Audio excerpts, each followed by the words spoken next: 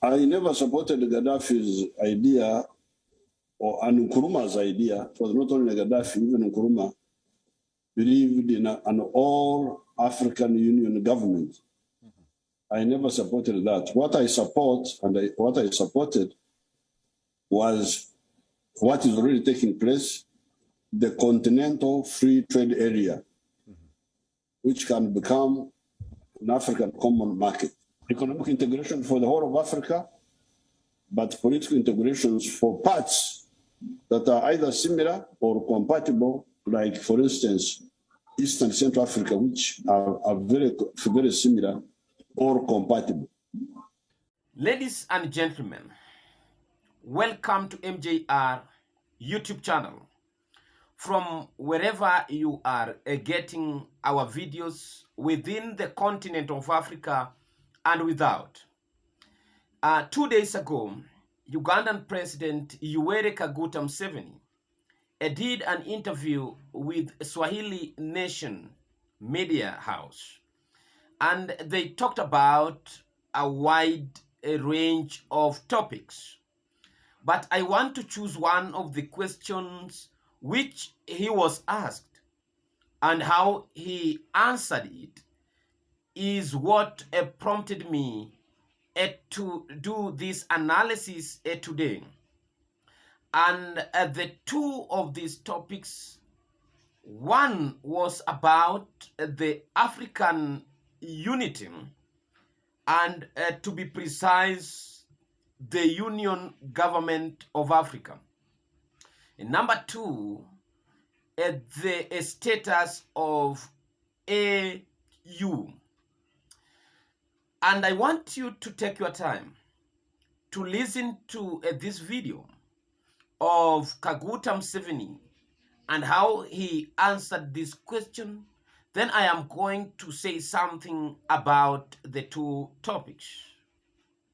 What do you think about the role of the organizations like the African Union, ECOWAS, and SADC? Are they weak? Do they assist the continent in any way? They are weak, but they assist. They can assist. For instance, in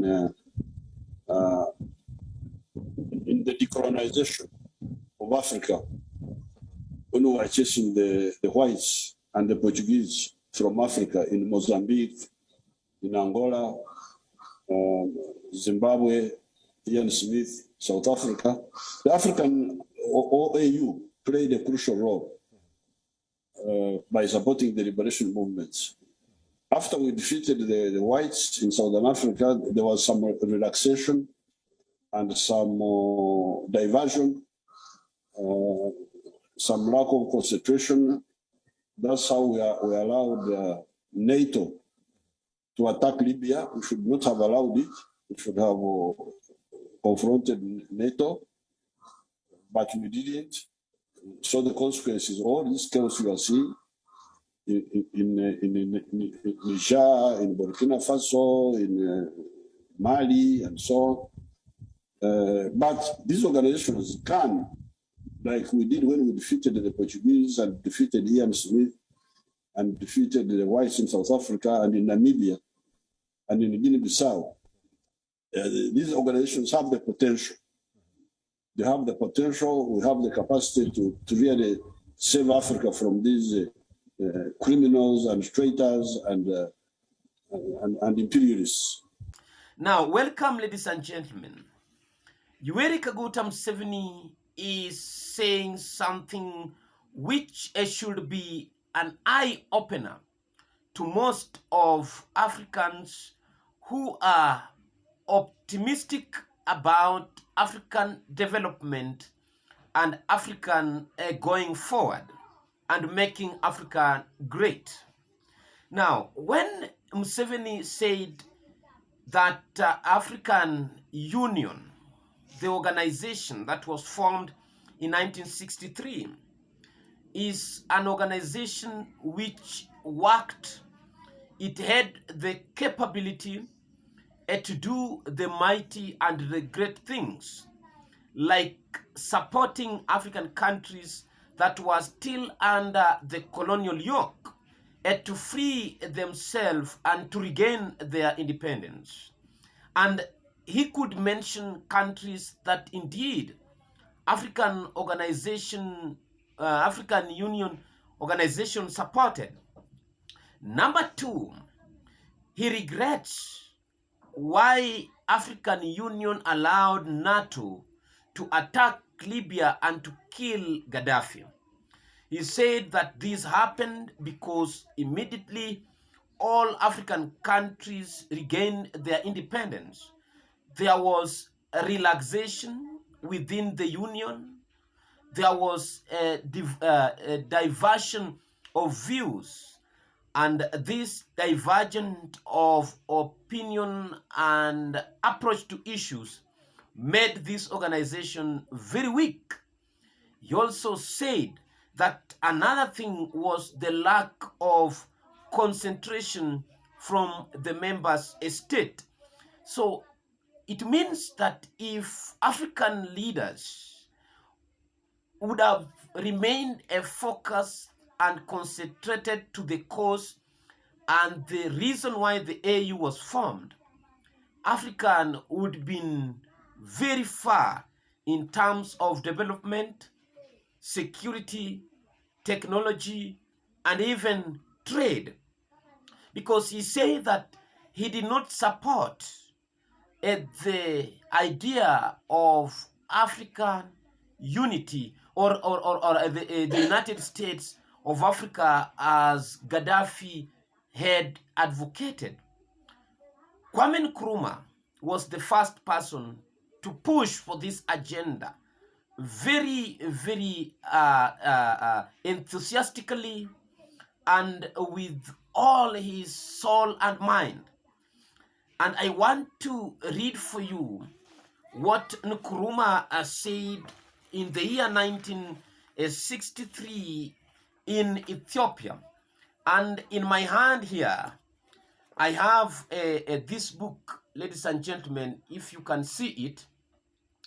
This book is written 2013, Year of Pan-Africanism and African Renaissance, 50 years from Organization of African Unity to African Union. Now, this book here with me has the speeches that were made by the founding fathers who gathered in Ethiopia at the host of Haile Selassie, his empire. And the leaders who spoke on that day, including Kwame Nkrumah, Haile Selassie of Ethiopia, Ahmed Ben Bella of Algeria, Ahmed Ahijo of Cameroon, David Dako of Central African Republic, Francisco Tombalbaye of Chad, Fulbert Ulloa of Brazzaville. They all spoke about African unity and something similar to African unity. And I want to read to you the submission of Kwame Nkrumah in his statement. The Nkrumah statement in this book covered almost 1, 2, 3, 4, 5, 6, 7, 8, 9, 10 pages in this book about Nkrumah's speech.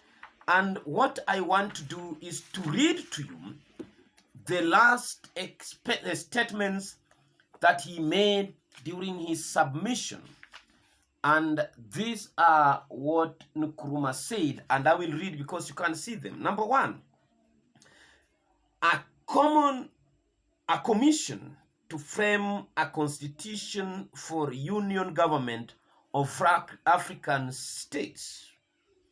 He also suggested a commission to work out a continent-wide plan for a unified or common economic and industrial program for Africa. This plan should include proposals for setting up a common market for Africa, an African currency, African monetary zone, D, an African central bank, and E, a continental communication system. Number 3, he also suggested that a commission to be formed to draw up details for common foreign policy and diplomacy. Number 4, he also suggested that a commission to be formed to produce plans for a common system of defense. He also suggested, number 5, a commission to make proposals for a common African citizenship. And in his conclusion, this is what Nkrumah said. These commissions will report to the Committee of Foreign Ministers, who should in turn submit within 6 months of this conference their recommendations to the Presidium. The Presidium meeting in conference at the Union headquarters will consider, approve the recommendations of the Committee of Foreign Ministers in order to provide funds immediately for the work of the permanent officials and experts of the headquarters of the Union. I suggest that a special committee be set up now to work out a budget for this. Your Excellency, this is Nkrumah's speech, and Nkrumah speaks as I quote, Your Excellencies, with these steps I submit, we shall be irrevocably committed to the road which will bring us to a union government of Africa. Only a united Africa with central political direction can successfully give effective material and moral support to our freedom fighters in Southern Rhodesia, Angola, Mozambique, Southwest Africa, Bechuanaland, Swaziland, Botswana, Portuguese Guinea, etc., of course, South Africa. Remember, Nkrumah also, in his speech, had proposed a town or a city which he suggested to be the capital city of African Union government. And he said that he proposed Bangui in the Central African Republic or Leopoldville in Congo. And he said that my colleagues may have other proposals. So, ladies and gentlemen, when Nkrumah gave those submissions, the ideas such as this of Museveni were there. There are those who did not support the idea of the United States of Africa because there were a lot of factors that were considered.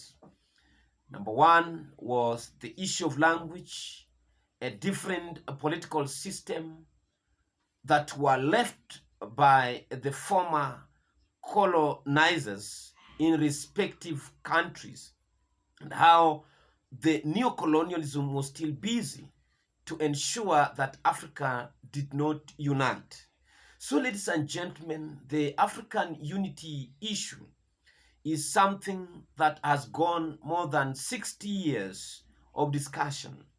This question which MJR is posting to you, do you think as an African optimist that will we ever realize this dream, looking at the trend, political trend, security, advancement in technology?